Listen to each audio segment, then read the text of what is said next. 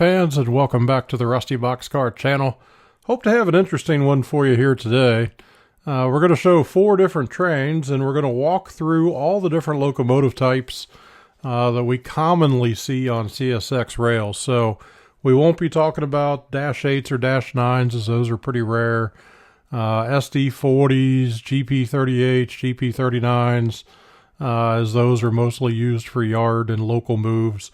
But what I want to talk today about is the ones that I commonly mention in my videos, the EMD SD70AC and the GE ES40DC, CM44AC, CW44AC, ET44AH, ES44AH, and the CW44AH. So I often will give you guys the locomotive numbers and the locomotive type when I see them out on the rails and I'm showing you guys a video. And honestly, even I don't know what those all mean. I'm sure there are people out there that do, but I'm guessing that many of you that watch these videos are like, what? Why do they all look the same pretty much? Why do they all have these different names? So we're going to go through a few different trains. I'll call out the locomotive types and then give you a little bit of the information I've learned in my research, just so you know what each different type means as we see them out on the rails. So let's jump into it and see if we can all learn about this together.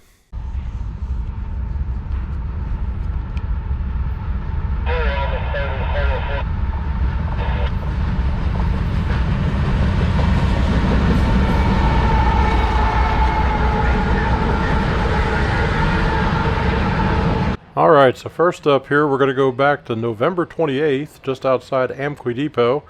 This is M512 Daily Manifest from Radnor Yard up to Avon, Indiana.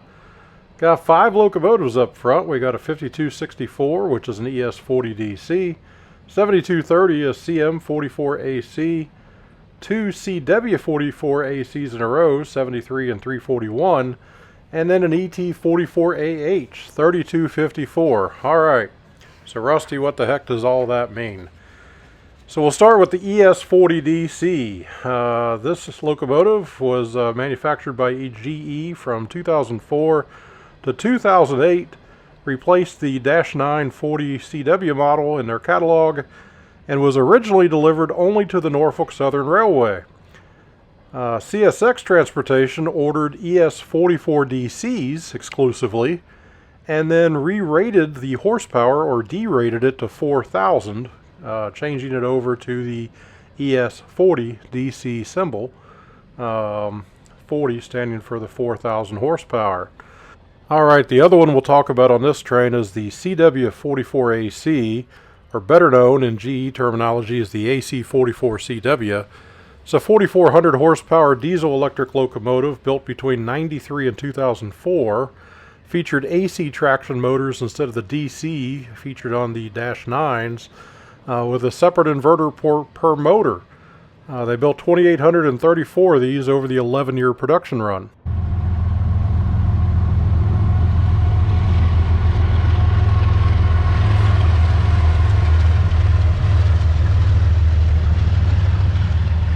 Alright, so this one's going a little slower and it's a little longer, so hopefully I won't have to rush as much as I did on that last train. So this one's IO25, also from November 28th. It's a daily auto-rack intermodal train going south from Bedford Park, Illinois down to Moncrief Yard in Jacksonville, Florida. It has 849 in ES44AH, 5446 in ES40DC, and 3429 in ET44AH as a mid-DPU. So seeing as we've already talked about the ES40DC on the M512, we'll jump into these 2 44AH units and talk about what that means.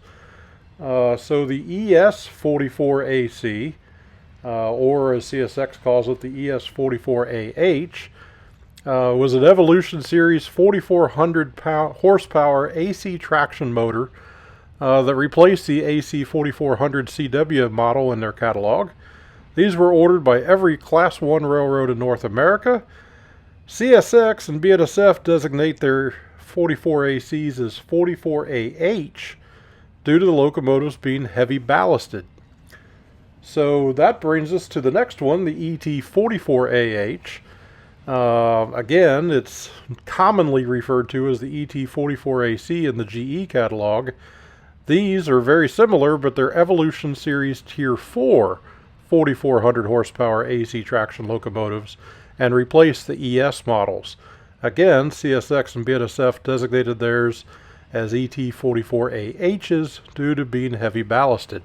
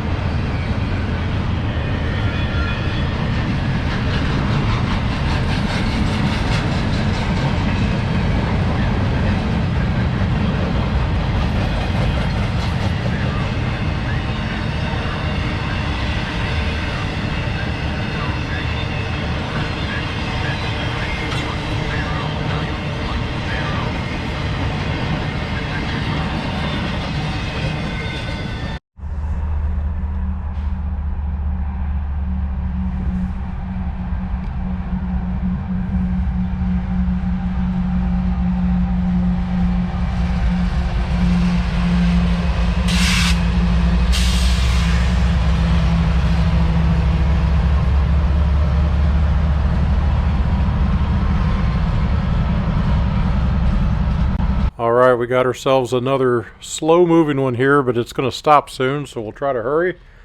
This one, also from November 28th, is EO15. It's an empty coal train moving north.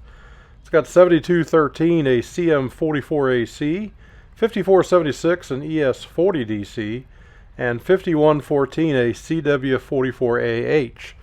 So we'll talk about the 44AC, the M44AC, and the W44AH real quick. First off, we'll talk about the CW44AH. CSX ordered many of their units that were AC 4400 CWs, 4400 horsepower diesel electric locomotives built by GE. They ordered many of those with extra weight to increase tractive effort. These units were modified in 2006-2007 to add 20,000 pounds, get a software upgrade, and were then redesignated as the AH units. The CM44ACs are rebuilds of the 4400 CWs. The initial batch of 10 were rebuilt at the Erie, Pennsylvania Wabtec facility, with 40 more to follow. CSX continued the program and received a total of about 260 by this year, and a final order has been placed for the remaining 200 plus locomotives to be complete between 2024 and 2028, and that will rename all of those to the CM44ACs.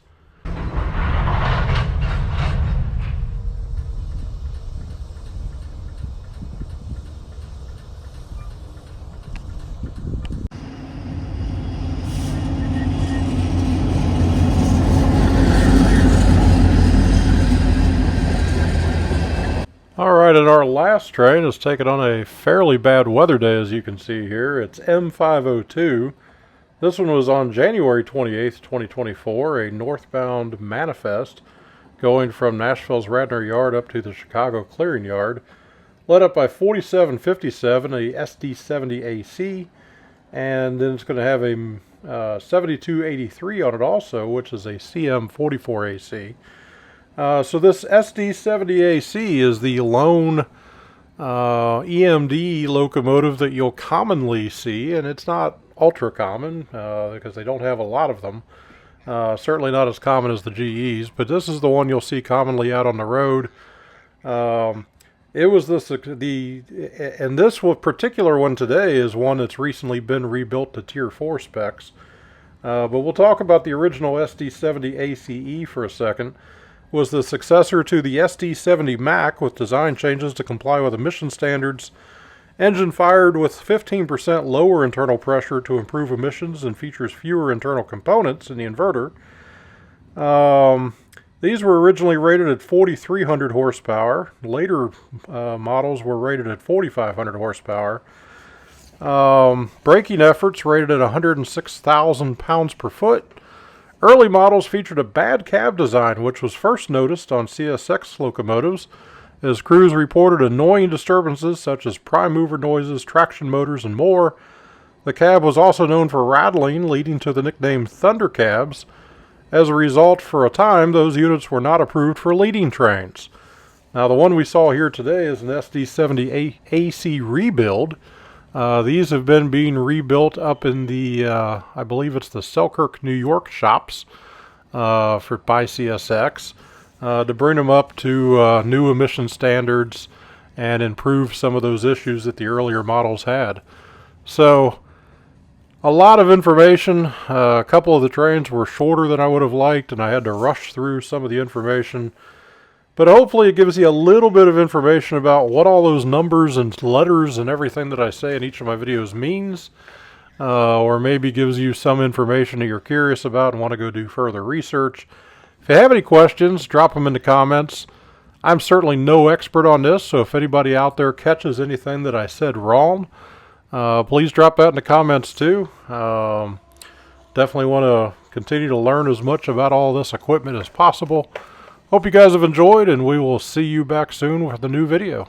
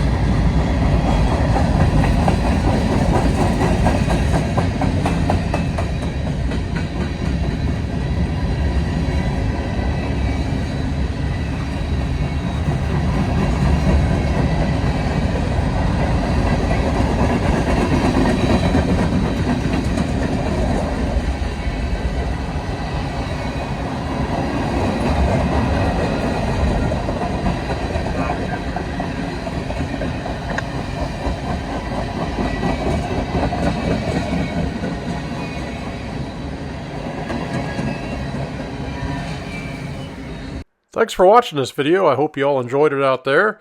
If you did, please drop down below and click that thumbs up button to give us a like. Also, don't forget to subscribe to our channel, either clicking the subscribe button down below, or you can hit the rusty Boxcar logo on the right side of the screen. Drop us a comment also. We enjoy those, and we'll try to answer them as fast as we can.